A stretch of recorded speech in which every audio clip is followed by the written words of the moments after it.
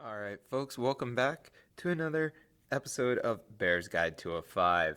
Excellent. We are finally in our last unit. Feels good to be here. So, what we need to start with, and this is the lesson that you're doing completely on your own, start to finish. We're not covering any of this stuff in class, so it's real important that you get this introductory stuff to the unit so you can be prepared for when we start talking about cities.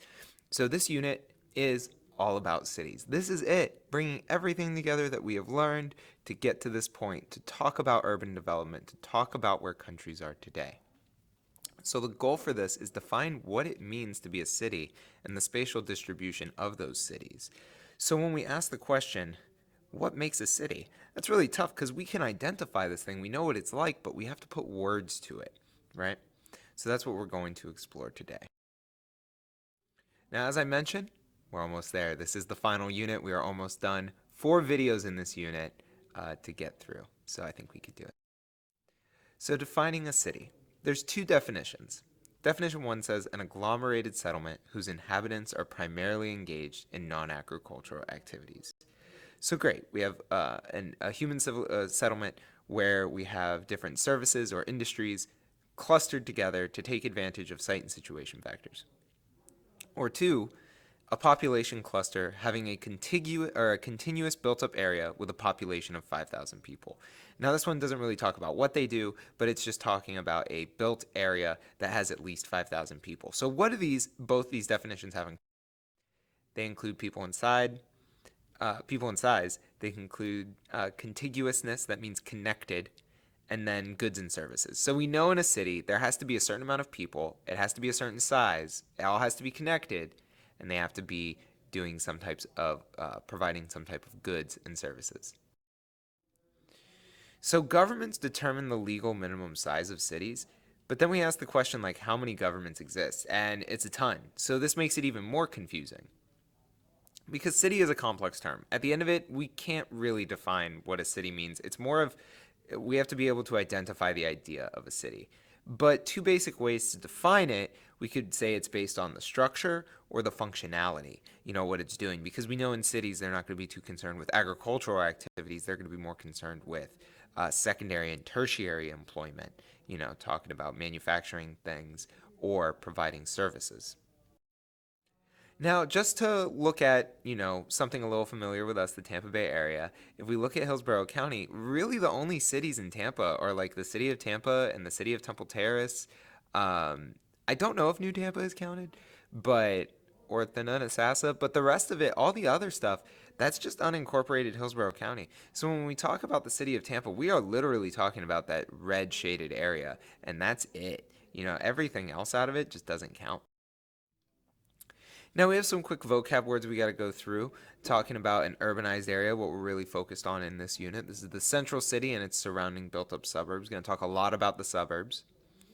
City, an urban settlement that has been legally incorporated into an independent self-governing unit. And this is just another definition, pretty straightforward. Metropolitan area. These are large populations, large area focused around a city. So when we talk about a metropolitan area, it is the city and the suburbs. It's everything. It is the entire urbanized area. And sometimes metropolitan areas can include multiple cities. And then we have megacities, which have 10 million people or more. Now, right away, this should definitely have you thinking back to the previous unit when we talked about like crystalline central place theory, when we talked about,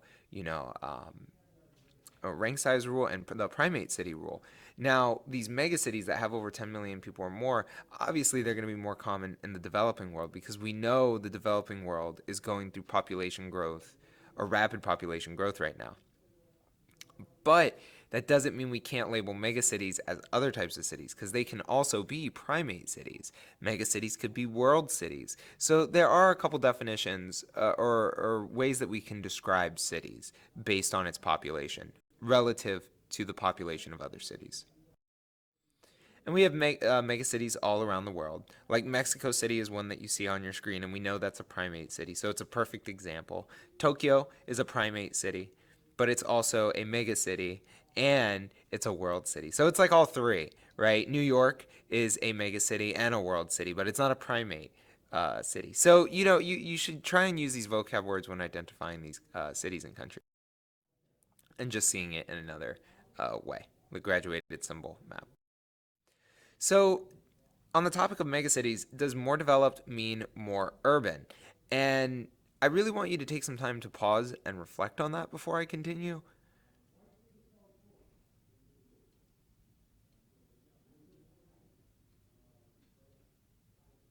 All right.